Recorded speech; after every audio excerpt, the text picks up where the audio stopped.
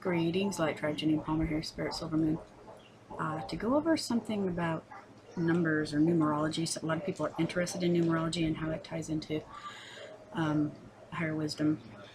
This book is called, sorry, backwards, The Sacred Science of Numbers by Corey and Helene. And a friend had asked me to look up something today about the number 9. So oftentimes if I have discussions about something with someone or I read something, then I'm inspired to share that in posts or videos or whatever.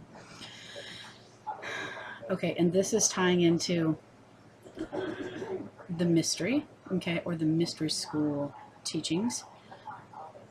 And this is for awareness because most religions are mystery school teachings, okay, especially Christianity, and a lot of Christians don't even know that. And that sacred wisdom was only meant to be shared with initiates who were ready to receive the information, okay? You don't just share that with anyone.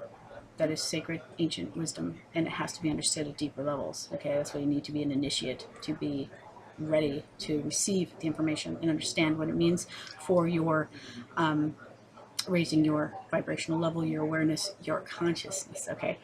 So that is also why Christ spoke in parables, okay? Because you don't just teach that to anyone. So here we are, how many thousands of years later, and I, as I study and I come to a deeper understanding of this, also using knowing within me, my inner kingdom, rather than just beliefs or someone else's interpretation of a belief,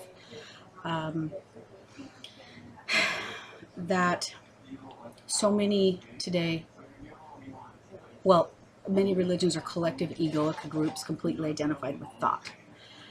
Their thoughts about being right. And so they fight against each other because they think their version is better than yours, which is darkness keeping you in control, by the way, in case you didn't know that.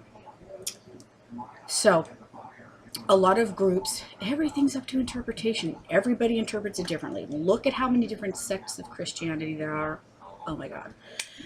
So many groups today are absolutely positively taking it so literally because they do not understand, they do not grasp the concept. Maybe no one bothered to tell them, and maybe they didn't take the time and responsibility to study for themselves, okay, that there are metaphorical meanings here, okay? Their codes, whatever you want to call it, it's hidden.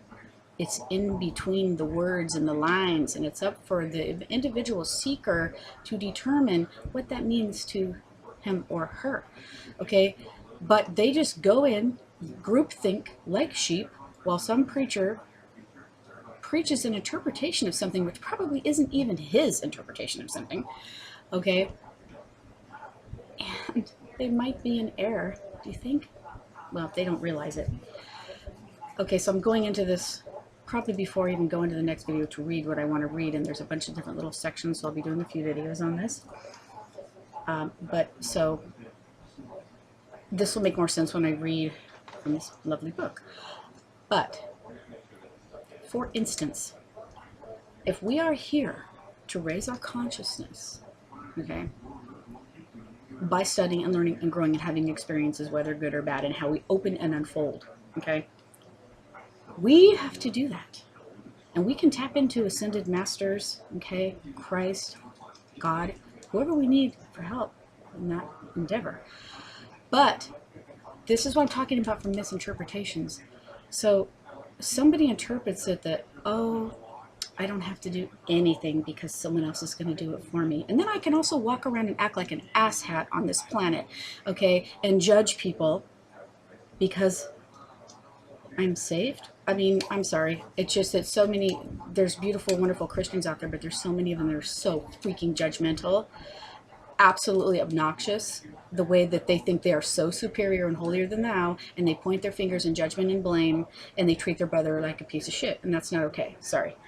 So that is why I share these messages for whoever's interested. If you're not interested, fine. If it's not meant to be offensive, if it's offensive, don't watch it.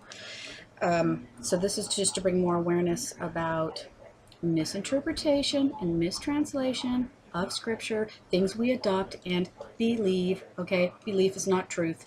Belief is also not knowing. Knowing is what's within you, what you know within you. When you start to tune into it, nobody can take that away from you, okay?